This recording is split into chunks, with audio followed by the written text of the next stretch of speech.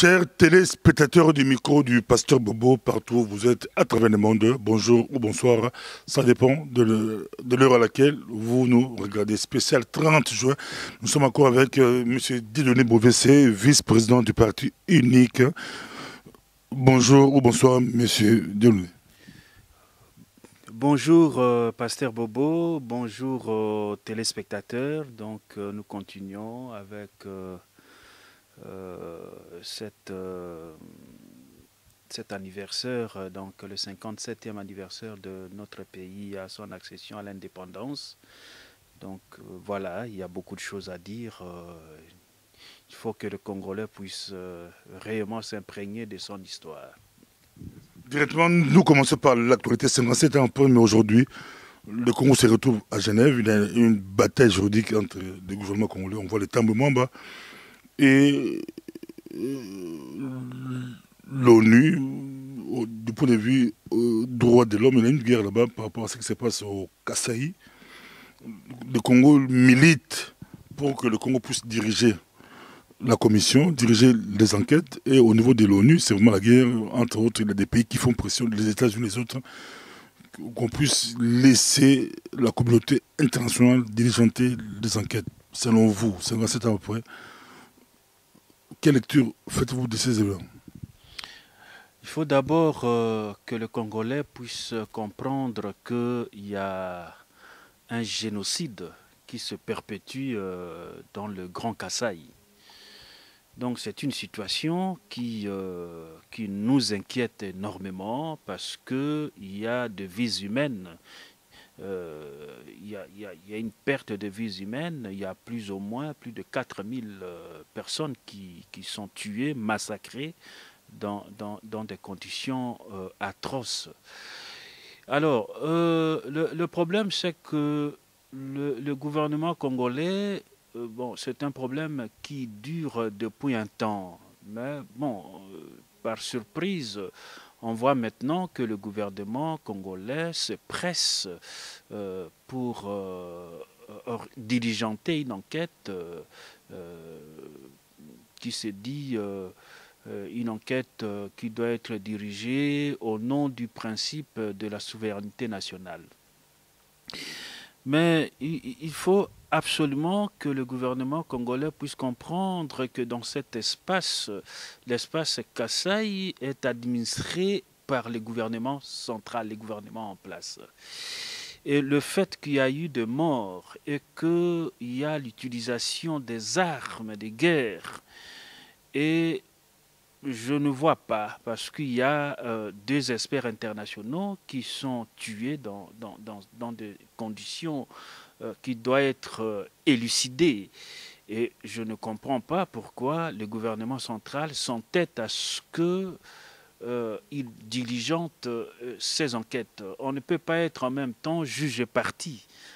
Parce que le gouvernement, via son administration, c'est-à-dire l'administration militaire et civile, la responsabilité est engagée. Donc il faut laisser que la communauté internationale puisse mener ces enquêtes d'une manière indépendante pour que nous puissions connaître les causes exactes de cette barbarie et les conséquences qui en découlent. Et voilà. Donc, il ne faut pas que les gens disent, soi-disant, au nom du principe de la souveraineté nationale, pour bafouer le droit de l'homme. C'est ce que nous constatons maintenant dans la sphère Afrique, donc dans toute l'Afrique. On utilise les armées pour tuer ses concitoyens et par après, une fois que la communauté internationale tonne, alors il revient le problème, la chanson de tout le temps du principe de la souveraineté nationale, comme si ces principes accordaient un pouvoir au gouvernement de tuer ses concitoyens. Voilà. Donc il faut laisser à la communauté internationale de mener, de diligenter ces enquêtes d'une manière impartiale, indépendante, transparente, afin que nous puissions connaître qui sont réellement les acteurs dans ces tableaux aussi macabres de 4000 personnes qui sont tuées, massacrées, et dont les fosses communes continuent de se compter en nombre infini. Voilà, donc ma position, c'est qu'il faut laisser la communauté internationale prendre les choses en main et diligenter une enquête vraiment impartiale. On le suit partout, spécial 30 juin. Ici au micro du Pasteur Bo, vous avez déclaré que le Congo est une propriété des familles depuis 1985. Qu'en est-il aujourd'hui? Qu'en est-il aujourd'hui, 30 juin 2017? Qu'en est-il aujourd'hui? Nous avons, lors de la précédente émission, j'avais essayé de brosser, parce que le Congo que nous avons maintenant, présentement, a été façonné par d'autres personnes. Donc, c'était une propriété privée d'une personne, en l'occurrence le roi de Belge, Léopold II.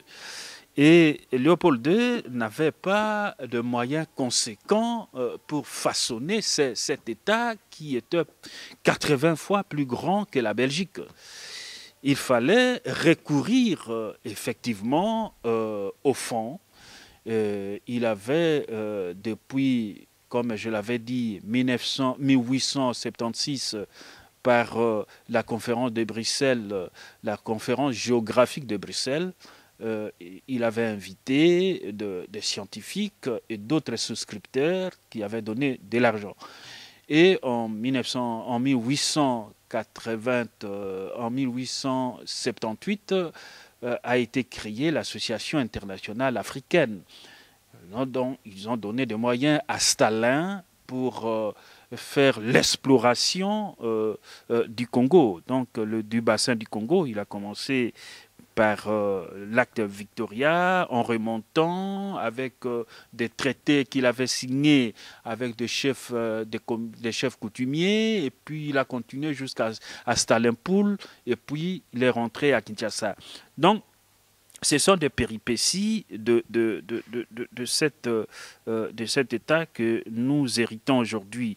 Et parmi les financiers, les grands financiers, il y avait la banque Rothschild, il y avait la banque Lambert, il y avait le capitaine Tess, il y avait Édouard Ampin, le baron qui avait acquis des concessions importantes dans le Kivu en contrepartie de ce que lui il avait apporté, parce que c'est lui qui avait créé la société de chemin de fer dans l'est du pays.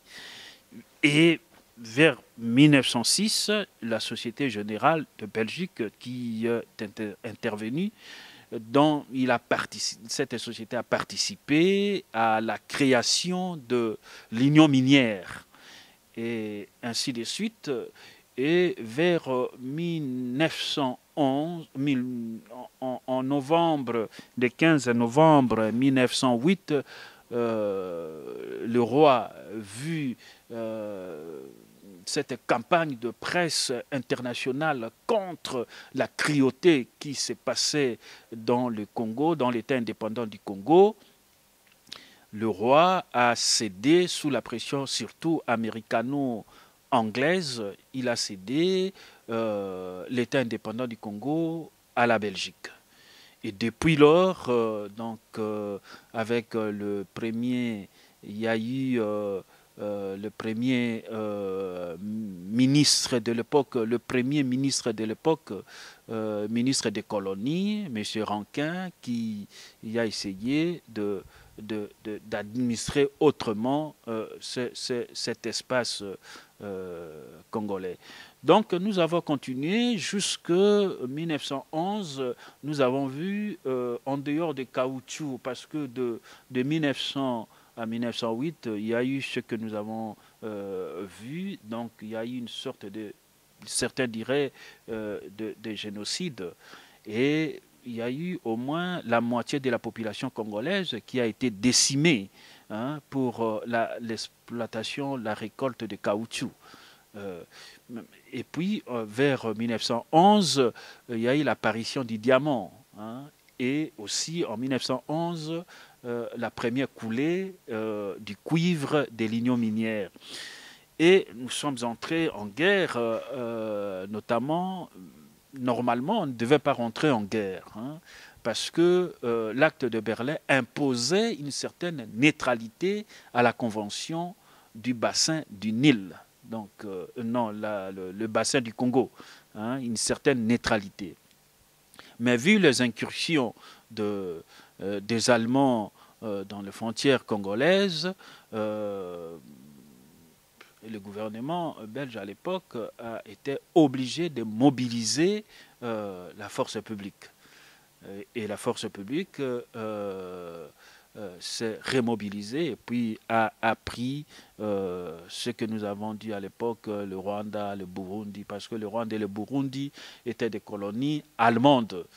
Donc la force publique, c'est nous, la force congolaise, qui avait chassé les Allemands de cette partie du territoire jusqu'à aller en Rhodésie. Rhodésie, les Anglais ont fait appel à la force publique et nous sommes passés aussi, et nous avons pris Tabora, Mahenge et Kigoma, ainsi de suite. Voilà, dans cette période, mais les conséquences de l'après-guerre, c'est ça, c'est qu'il faut comprendre maintenant, que les Congolais puissent comprendre que après la guerre de 14-18, il y a eu une nouvelle convention qui a été signée, donc en septembre 1919, ce qu'on appelle la convention de Saint-Germain-en-Laye. Donc cette convention remplaçait, en quelque sorte, l'acte de Berlin. Et à partir de cette convention, le système de la liberté commerciale dans les bassins du Nil, du Congo, cette liberté, ce système de liberté de commerce a été réservé maintenant uniquement, donc a été supprimé. Et la Belgique imposait, donc cet acte de 1919 imposait à la Belgique, autorisait plutôt à la Belgique de commencer à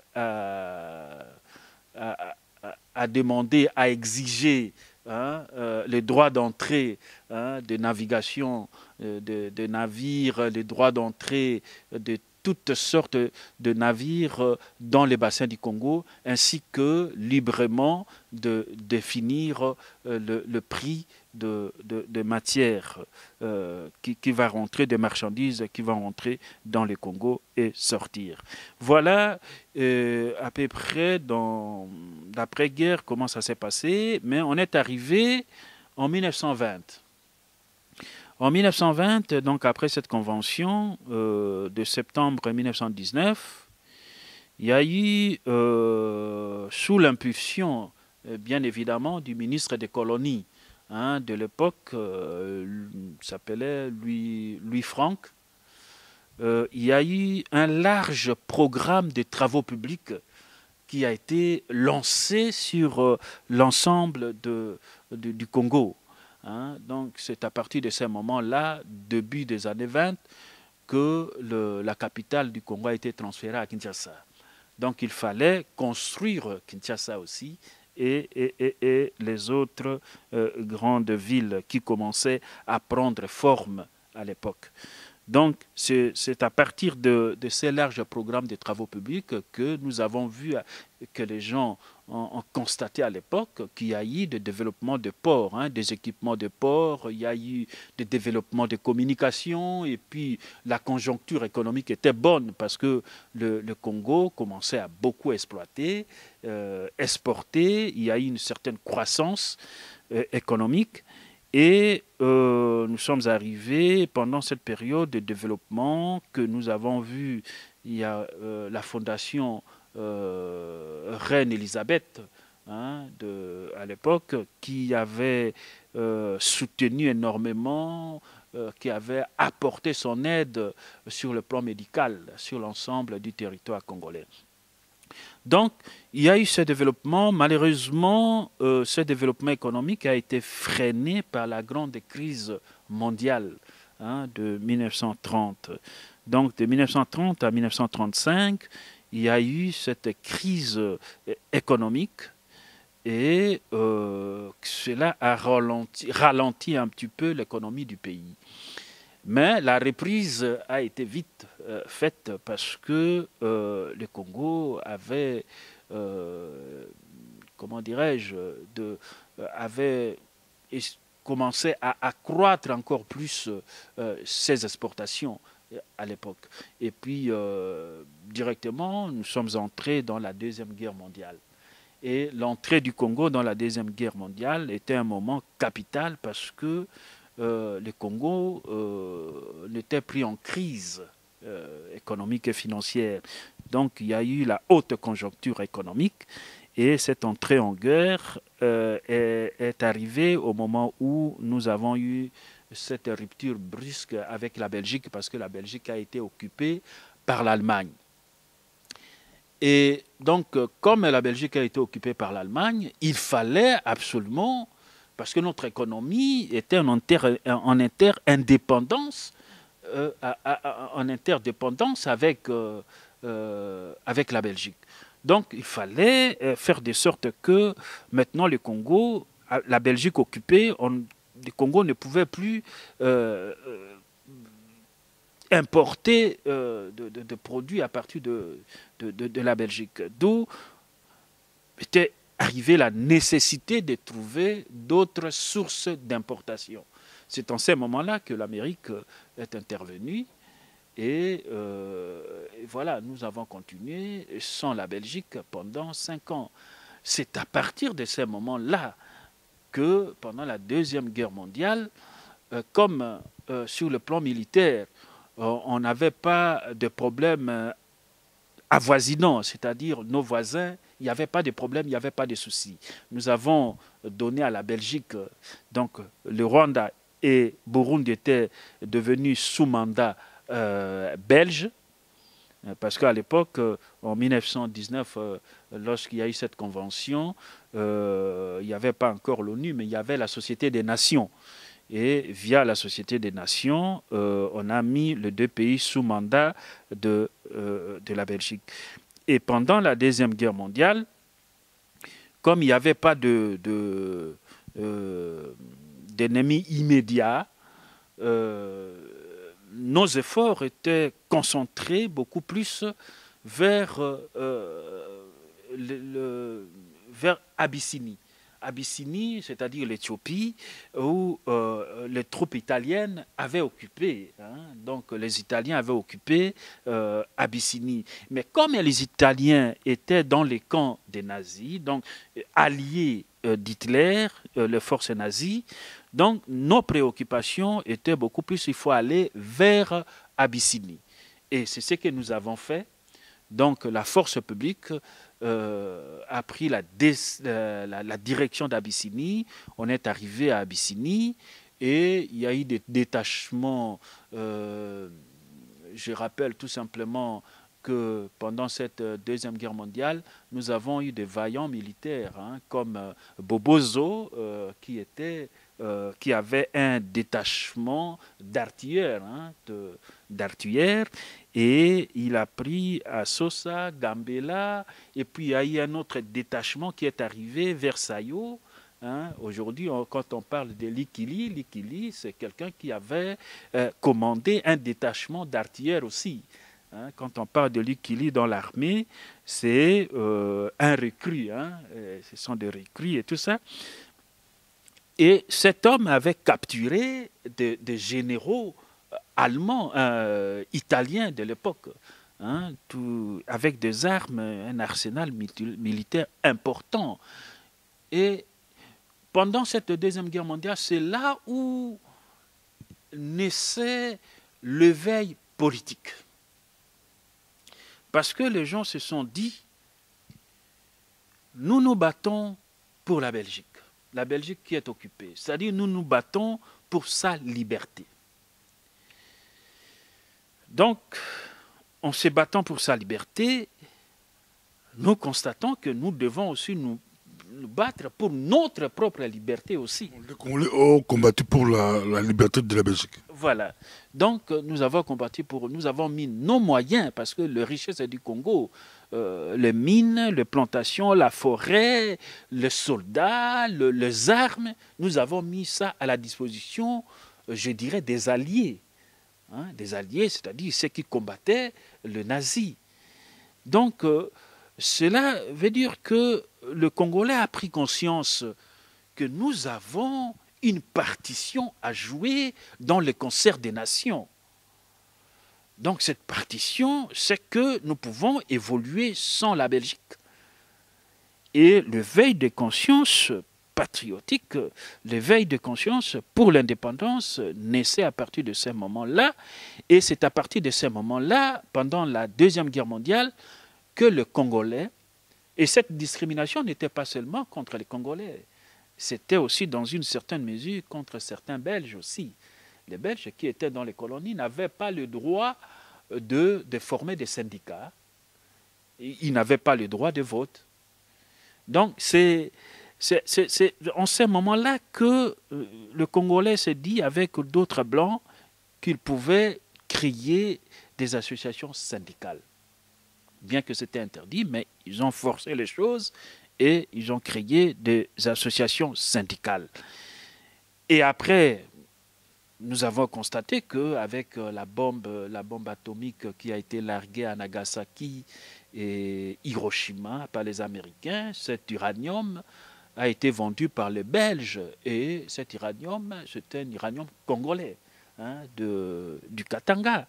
Donc, cette force-là a démontré que nous avons les capacités. Et c'est à partir de cette bombe atomique, si les gens ne connaissent pas, c'est à partir de cet uranium vendu aux Américains que les Belges ont eu accès à la science nucléaire. Hein? Et le premier centrale nucléaire ici, c'était à cause de cette collaboration. C'est le fruit de cette vente. Voilà, donc l'accès à la technologie nucléaire. Et voilà, on est arrivé après la Deuxième Guerre mondiale. Donc, il y a eu une période où, de la haute conjoncture, hein, une situation financière très très saine du Congo. Nous avons de ressources énormes financièrement, économiquement, et le développement s'accélérait. Parce que pendant la Deuxième Guerre mondiale, comme on vivait en osmose avec l'économie belge, que la Belgique était occupée, il a fallu au Congo de créer sa propre... Donc il y a eu une sorte d'armature industrielle. C'est-à-dire qu'il fallait créer des industries de transformation pour les besoins locaux. Et c'est ce que nous avons fait. Et cet essor a continué jusqu'après. Et après la Deuxième Guerre mondiale, les Belges ont compris que les choses ne seront plus comme avant. Et j'avais oublié d'épingler quelque chose aussi d'importance capitale. C'est-à-dire, entre les deux guerres, il y a eu aussi la création des centres de recherche scientifique au Congo, c'est-à-dire notamment les instituts de parcs nationaux et aussi l'institut pour l'étude agronomique, ce qui a été créé à Yangambi. C'est aussi important parce que pour la suite. Et pendant la fin de la Deuxième Guerre mondiale, l'essor a continué, d'abord sur le plan social. Sur le plan social, il y a eu un fonds qui a été constitué, un fonds de 3 milliards de francs belges, qui a été constitué. C'est un fonds pour le bien-être des indigènes. Et c'était une façon pour la Belgique de contrôler l'exode rural.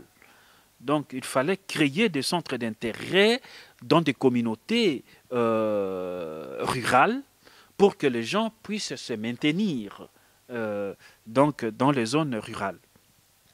Et ce fonds a fait qu'il y a eu de création aussi de coopératives pour permettre aux agriculteurs d'élever leur niveau de vie, hein, pour qu'ils puissent rester donc, dans les centres, dans les zones rurales.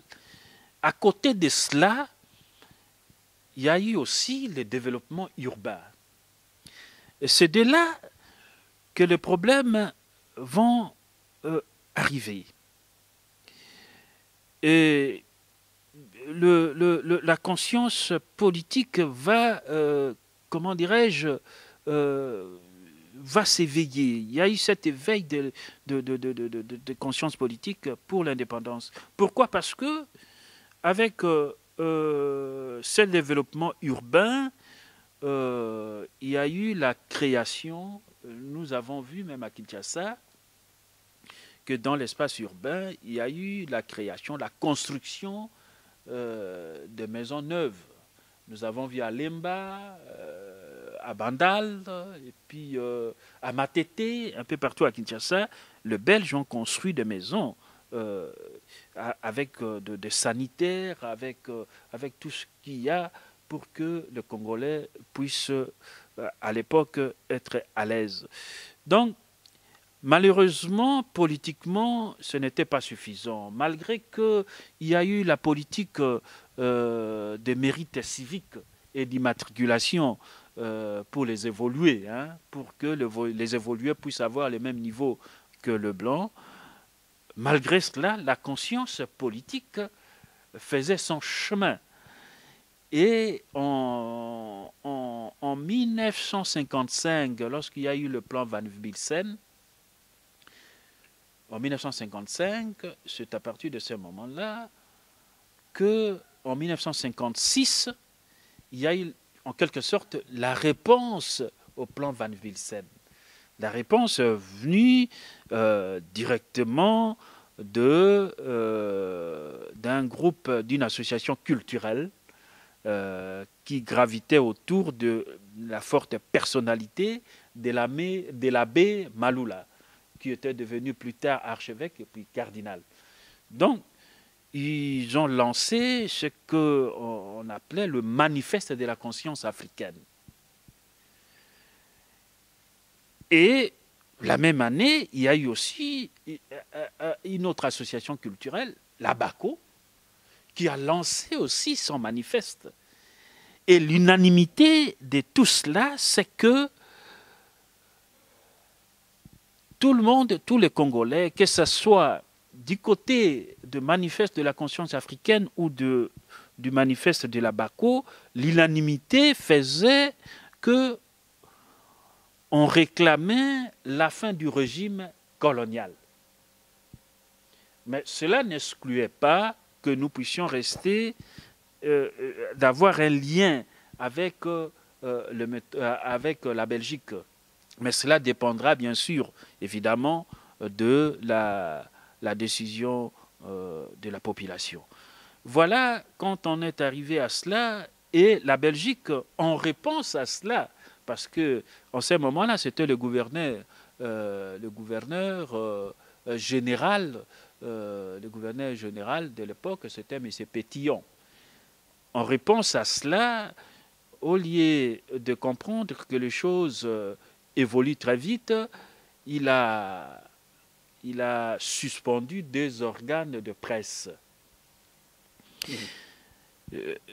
En suspendant les 2 organes de presse, avec comme justification, comme motif que cela allait en l'encontre de sa politique, parce que lui, il menait la politique qui devait aboutir à la communauté belgo-congolaise. C'est ça son intention, et la politique, voilà. Malheureusement, en fermant, en suspendant les 2 organes de presse, en réponse à cet éveil de conscience, et après, malheureusement, en voulant, comment dirais-je, susciter cet esprit régionaliste, il y a eu éclatement dans la ville de l'emprise. Donc l'individu congolais a quitté l'emprise de la communauté rurale, donc de la communauté coutumière. Voilà, arrivé à un niveau où, lors de l'exposition universelle de Bruxelles, il y a eu la délégation congolaise, la participation congolaise, que en ces moments-là, il a été constaté que comment dirais-je, la tendance centralisatrice avait pris de l'ascendance sur la tendance régionaliste. Merci beaucoup. Prochainement, on commencera par l'exposition universelle de Bruxelles. Les Congolais débarquent à Bruxelles. On va continuer avec ça, avec M. Delaunay Bovessé. Vous avez été très nombreux à pouvoir nous suivre. Aujourd'hui, on n'a pas pu entamer le Lingala, mais ça sera prochainement. Merci, à la prochaine.